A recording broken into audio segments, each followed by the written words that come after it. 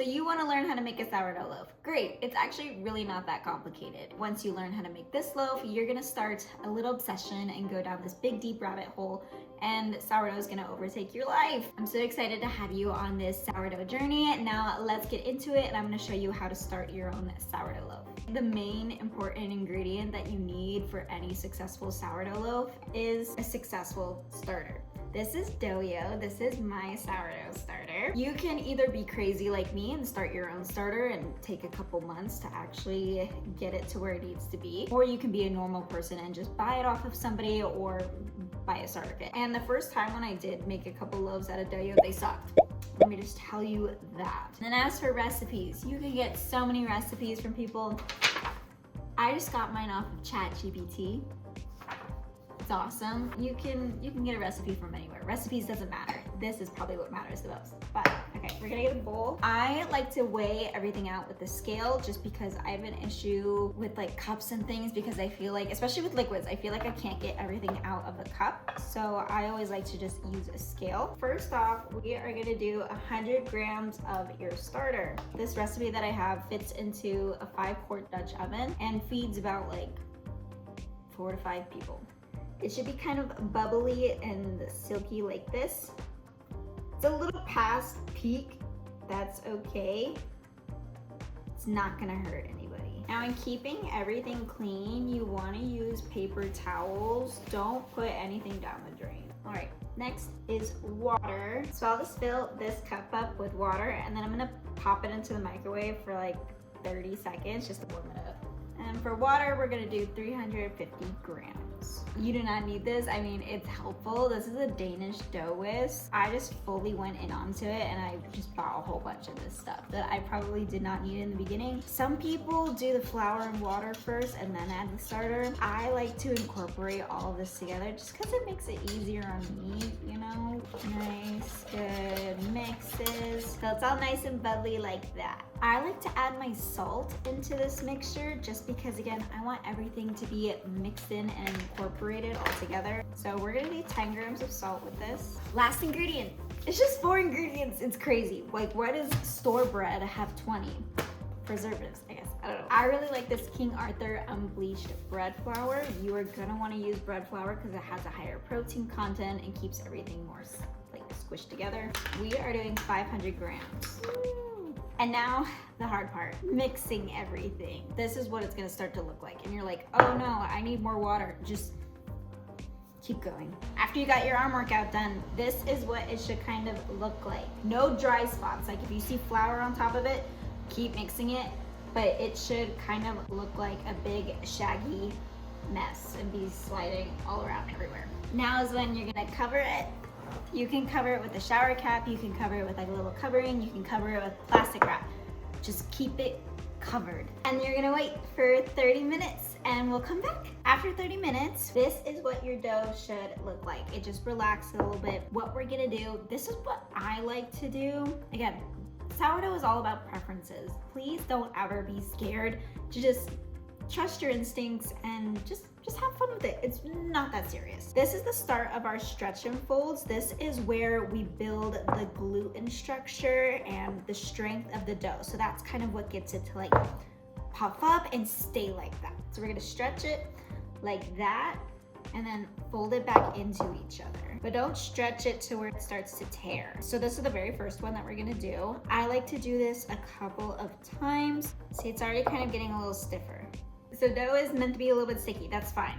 This is what it's gonna look like. See, it's already a little bit more rounder. We're gonna cover it again, leave it for another 30 minutes, 35 minutes, depending on how warm your environment is. And then we'll do another set of stretch and folds. All right, we're back with stretch and fold number 2. I washed my hands and I like to keep them wet. This is how much it relaxed. It was kind of in a tight ball at first. Oh, we got a bubble. We got a couple bubbles. Whoa, that means good. That's good. That's really good. So I just like to kind of grab it. I do have nails, so that it's okay. But I like to get under it, grab it. Oh, give it a wiggle. So that was about 40 minutes that I left it. Again, tight ball, we're gonna let it relax. It's getting less and less sticky. So with your stretch and folds, how you kind of know how many to do, 4 is recommended, but if it's still super sticky and it's leaving residue all over your hand, you need more structure, so you need to do more. This one is becoming less sticky after 2, so I might only have to do 1 more. We'll look at it after. All right, we're back. Doyo got bigger. You can already see he's starting to kind of fill out the bowl. This will be stretch and fold number 3. Stretch, wiggle, boom. Oh, this is gonna be a great loaf. Okay, see how Doyo released out of the bowl like that? So I don't think I'm gonna do 4 stretch and folds because he's already sticky, he's already holding his shape, lifting out of the bowl. Doyo is good after 3. And that's kind of how you can tell if you need more or less stretch and folds. He's now in a circle again. He's gotten a lot more bigger. You can definitely tell about that. So the bulk fermentation part, that gets a lot of people because that starts the minute you start mixing. So essentially your sourdough is just a big starter. That's all it is. You just added an extra ingredient, salt. So right now it's just gonna do its thing. It's just gonna rise and then it'll fall. That's where overproofing is. It peaked already. So we wanna wait until Doyo peaks and that's when we bake it, or you can cold proof it. I don't like cold proofing, so this is gonna be a non-cold proof recipe. If you wanna cold proof it, I'll tell you how to do it, but I'm not gonna do that because I'm also too impatient. I want bread tonight. So what I kind of like to do to make sure that you don't overproof your dough is I'll set a timer. I'll come back like in 2 hours, check on it, see how much it's risen. You can usually tell if it's done proofing is when it looks really puffy, bubbles kind of throughout, and it jiggles, like it gets really jiggly. If your environment is super cold, I like to leave mine out in the sun just so it has some warmth and it can kind of proof a little bit better. Okay, so it's actually been 3 hours. I took a little nap by accident. Look at how big Doyo got though. This is exactly what your sourdough should look like. So honestly, you could kind of just cover it and then leave it and semi-forget it. But it's all nice and jiggly. We've got some bubbles. So if you do want to cold proof your dough, totally fine if you can't like bake it tonight or if you do it too late. You're gonna do a shake method that I'll show you and then you're gonna put it in the banneton and put it in the fridge. But if you're not cold proofing, here's what we are gonna do. This is a little gadget that I have. It's gonna be your new favorite thing. This was one of my purchases that I did not need but I wanted. Ready? Like little fairy dust. We're gonna take Doyo out of the bowl.